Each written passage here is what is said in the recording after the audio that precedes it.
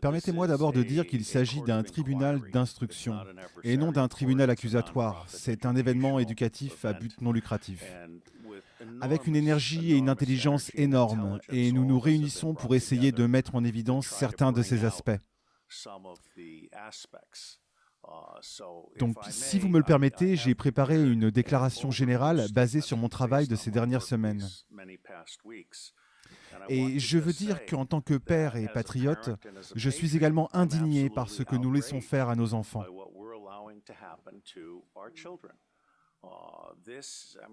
Ce que je veux dire, c'est que l'humanité est jugée par la façon dont elle traite les membres les plus vulnérables de la société.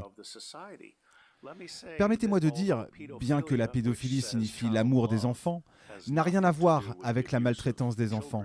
Ces enfants ne sont pas seulement kidnappés et dans certains cas élevés par des familles comme culture commerciale. Nous avons des gens aux États-Unis qui élèvent des enfants dans le but de les vendre. Et lorsqu'ils sont vendus, ils sont vendus sans certificat de naissance, ce qui signifie qu'il est plus facile de les tuer, et que donc personne ne demande où ils se trouvent. Nous importons également des enfants par avion, encore une fois, des enfants qui n'ont aucune documentation. Il ne s'agit pas seulement d'esclavage d'enfants ou d'abus sexuels, mais c'est aussi la torture des enfants, parce que vous avez le sang adrénalisé. Vous avez des cérémonies de consommation de sang du monde satanique. C'est aussi l'utilisation d'enfants pour prélever des organes sur le corps. Nous aurons le témoignage de Falun Gong demain. L'une des raisons pour lesquelles le Falun Gong est si populaire est parce qu'il s'agit d'un mouvement sain. Vous pouvez donc prélever des organes corporels et donc en tirer le meilleur parti. Et puis vous avez des cérémonies rituelles et des meurtres rituels ainsi que des meurtres accidentels.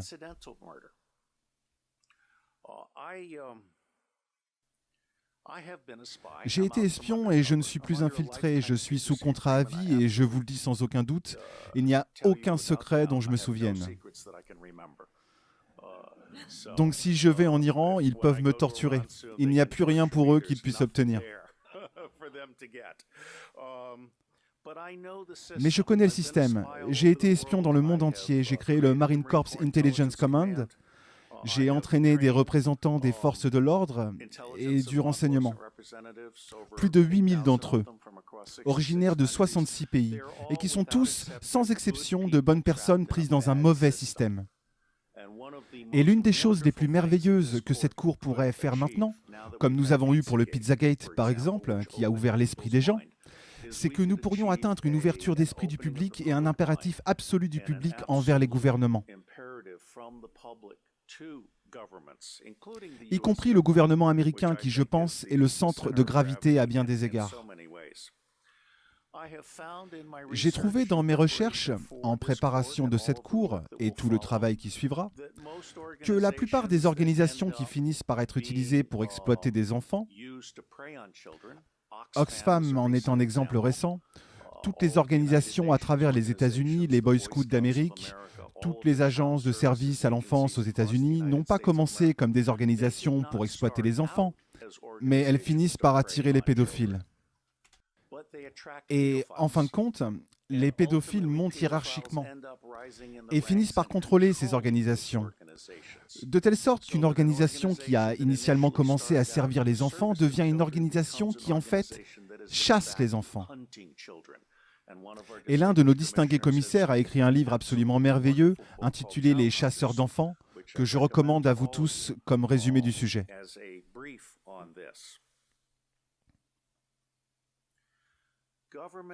Les gouvernements nous laissent tous tomber. Et je suis absolument d'accord avec le commissaire qui soulève la nécessité de restaurer la souveraineté de We the People. Car non seulement les gouvernements se sont bureaucratisés, mais ils sont maintenant des serviteurs de l'État profond, des banques. Et si vous me le permettez, l'État profond n'est pas la même chose que le gouvernement fantôme. Comme je l'ai dit, chaque organisation compte 90% de bonnes personnes piégées dans un mauvais système. C'est le top 10% qui est généralement l'élément meurtrier. Le gouvernement fantôme est généralement composé de politiciens. Je ne vais pas parler de l'Angleterre, mais aux États-Unis, nous avons une tyrannie bipartite qui prive de droits 70% du public. Et ils dirigent donc ce processus chimérique électoral. L'un des problèmes avec les ordinateurs est qu'il est trop facilement manipulable. Aux États-Unis, les élections sont décidées avant le premier vote. Les machines à voter électroniques sont essentiellement des machines frauduleuses. Tout comme les ordinateurs peuvent enregistrer un procès frauduleux qui pour toujours ne vous lâchera plus ou fera disparaître un enfant. Je suis inquiet parce que la plupart de ces agences travaillant avec les enfants ne bénéficient d'aucune protection contre le contre-espionnage. Ils n'enquêtent pas sur les gens qui montent dans les rangs et le gouvernement permet que cela se produise. Donc ce que vous obtenez essentiellement, ce sont des pédophiles qui semblent généralement être les personnes les plus merveilleuses et sociables. Vous savez, laissez Sally s'asseoir sur les genoux de l'oncle John parce que c'est un oncle tellement aimant. À l'insu des gens, l'oncle John est en fait un prédateur. Nous ne faisons pas de transmission de renseignements au niveau local, provincial ou national. Il est absolument nécessaire que nous commencions à en parler ouvertement. Et bien que nous ne soyons pas une commission d'application de la loi, nous pouvons cependant transmettre des informations aux autorités. Et je pense que nous fournirons un service d'alarme au peuple de Grande-Bretagne et à d'autres pays en étant un aimant pour l'information. D'après mon expérience, lorsque vous publiez une information gratuite, elle attire 100 autres pièces d'information, dont 10 sont inestimables. Il y a donc un retour d'investissement de 10 pour 1. Et cette commission cherche à créer une bibliothèque en ligne et d'autres choses dont je vous parlerai dans un instant. Je pense que nous servirons d'aimant, de plaque tournante, de catalyseur pour une nouvelle prise de conscience mondiale émergente au sujet de la pédophilie sous tous ses aspects. Il y a une raison de s'alarmer. Il y a deux raisons principales de s'alarmer. Au-delà du fait même de la pédophilie et de son existence qui, comme Sa Grâce l'a souligné, existe depuis des siècles,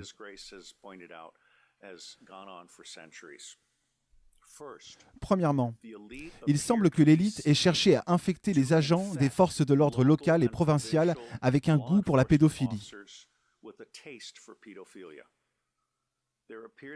Il semble y avoir une tentative très délibérée de stimuler cet intérêt pour des films pédophiles, y compris les films qui incluent la bestialité.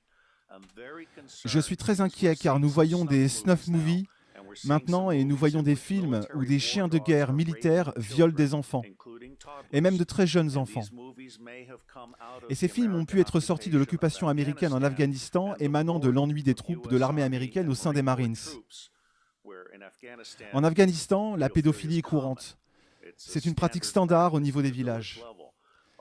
Mais les chiens de guerre militaires, en plus de la pédophilie courante, associés à des caméras vidéo, dont tous les soldats et marines américains sont dotés, sont une combinaison très très toxique. Et je vois des preuves directes que c'est l'une des choses les plus horribles qui sont sorties d'Afghanistan ces dernières années.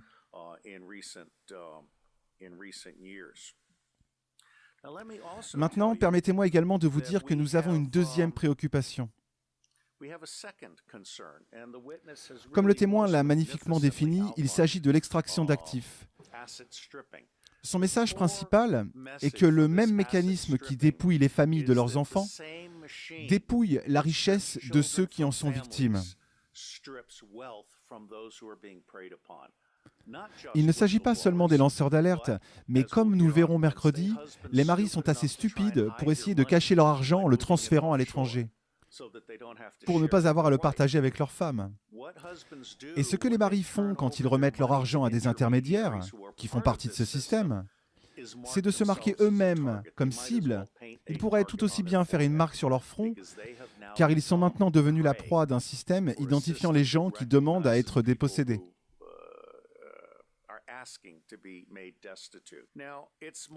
À présent, ce n'est pas mon hypothèse de travail, mais une hypothèse de travail qui reste encore à prouver. Que le nombre total d'enfants qui disparaissent dans le monde est proche de 8 millions d'enfants. Aux États-Unis d'Amérique, le nombre reconnu sans compter les enfants élevés sans certificat de naissance, sans compter les enfants importés sans papier, se situe entre 600 000 et 800 000 par an. Imaginez maintenant l'Afrique et l'Asie de l'Est et tous ces autres endroits. Personnellement, je pense que le nombre que nous voulons essayer de documenter dépasse de loin les chiffres officiels. Et nous devons encore savoir quel est le nombre réel.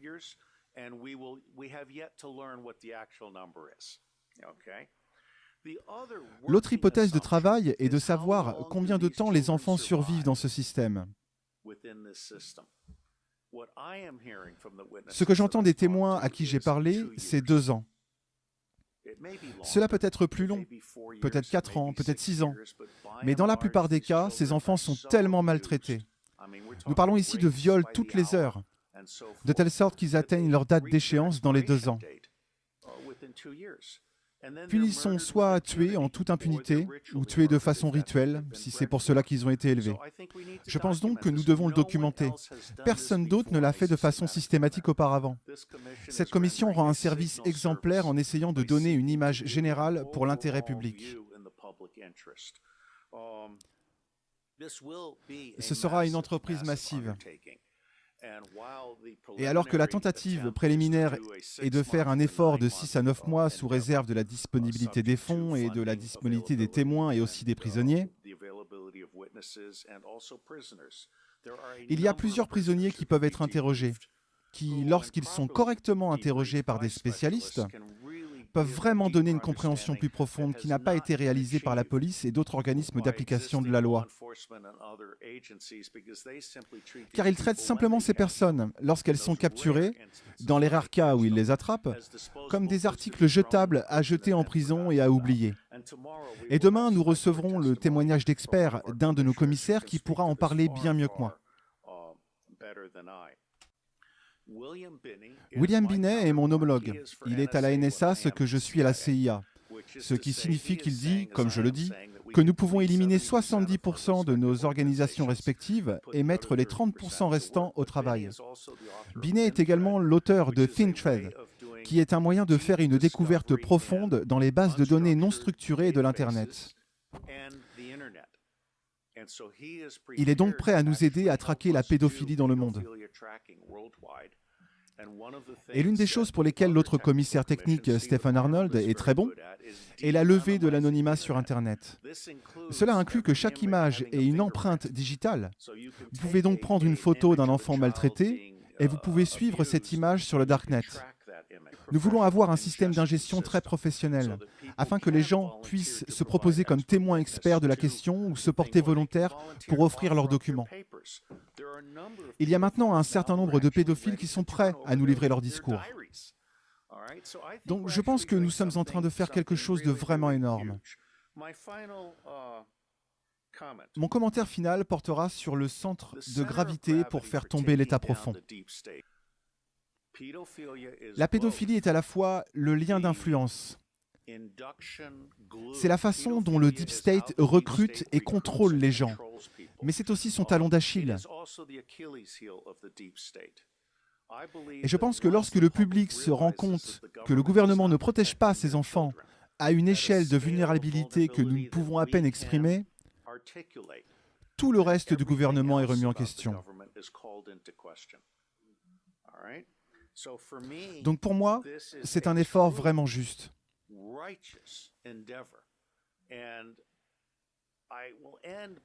Et je terminerai en disant que, autant que cela puisse mettre les Britanniques en colère, pour moi, le centre de gravité du changement est le public américain. Car si le public américain est en colère, nous cesserons de soutenir les dictateurs à l'étranger et nous fermerons toutes nos bases militaires à l'étranger. Je suis sur le dossier en tant qu'officier des opérations de la CIA et je dis que nos milliers de bases à l'étranger ne sont pas là pour la défense nationale. Elles sont là pour servir de refuge à la contrebande d'armes à feu, d'or, d'argent liquide, de drogue et de jeunes enfants. Alors laissez-moi vous dire que je suis fier d'être dans cette initiative et je pense que peu importe ce que nous faisons ou ne faisons pas, cela fera une différence. Dieu vous bénisse.